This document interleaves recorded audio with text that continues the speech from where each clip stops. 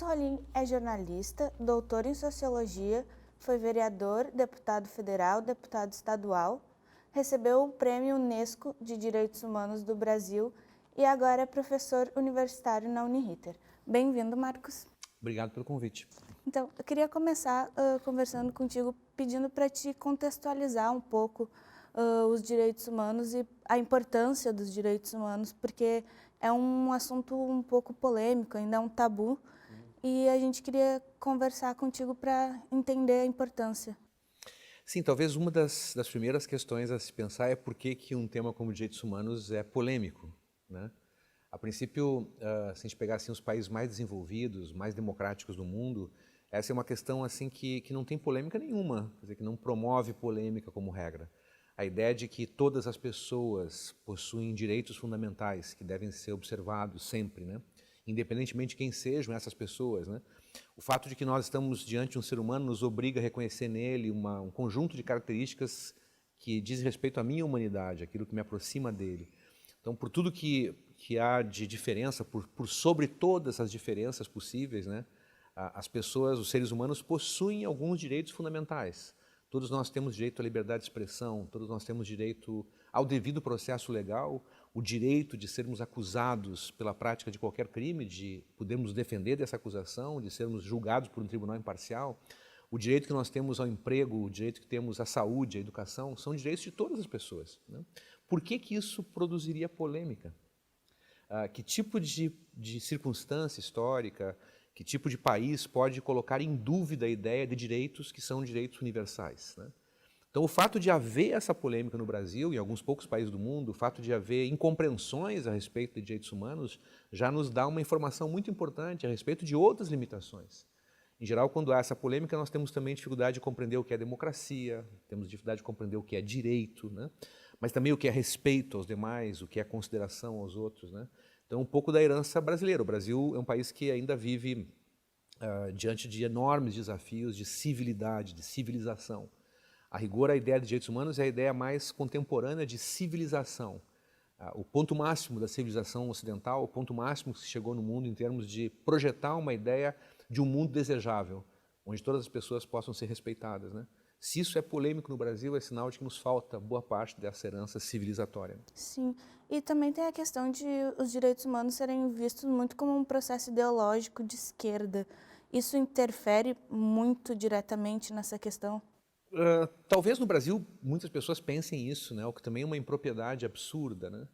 Os direitos humanos estão acima de qualquer ideologia político-partidária, não tem nada a ver com esquerda, nada a ver com direita. Aliás, se nós fôssemos pensar assim na origem dessa conquista histórica, os direitos humanos são fruto da Revolução Norte-Americana. A ideia dos direitos humanos é basicamente uma ideia liberal, ela surge da herança do liberalismo, né? E não da herança de esquerda, né? O marxismo não propôs direitos humanos, pelo contrário, foi muito crítico à ideia de direitos humanos, né? No mundo inteiro, se a gente for pegar assim, as experiências socialistas, ditas socialistas, enfim, no mundo todo, elas sempre foram muito críticas aos direitos humanos, né? E se promoveu nesse país atentados bastante graves à ideia de direitos humanos, né? Então, essa ideia que no Brasil algumas pessoas imaginem que direitos humanos têm a ver com esquerda é muito mais uma situação conjuntural de que em algumas questões militantes de esquerda são mais dedicados a esses temas do que outros de outras orientações político-ideológicas, mas isso nada tem a ver com os direitos humanos, tem a ver com a ideia de luta política no Brasil, em quem de fato define certos eixos, né, os partidos políticos, enfim. Se a gente for pensar, por exemplo, em direitos humanos hoje em Cuba, por exemplo, aqueles que defendem direitos humanos em Cuba são vistos como de direita, né? Então isso não tem o menor sentido, essa polarização político-ideológica que é muito tóxica no Brasil.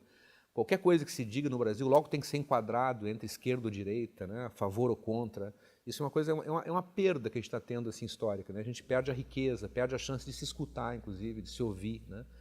Perde a chance de aprender com o outro, né? Porque logo a ideia é travar essa guerra, né? E essa guerra está nos deixando cada vez mais miseráveis do ponto de vista cultural e intelectual. Sim. E quais seriam os processos que a gente precisaria passar, que a gente precisaria entender para avançar nessa questão de aceitação dos direitos humanos e de desmitificação?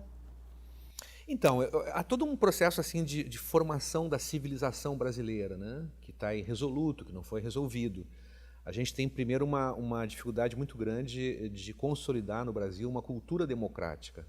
Nosso país ele não é um país onde as pessoas compreendem facilmente o que é democracia. Aliás, quando a gente pergunta para as pessoas, eu pergunto para os meus alunos muitas vezes, vamos lá, gente, vamos definir democracia. Qual é a definição que vocês têm para democracia? É muito difícil, as pessoas não têm muita facilidade em tentar uma definição, né?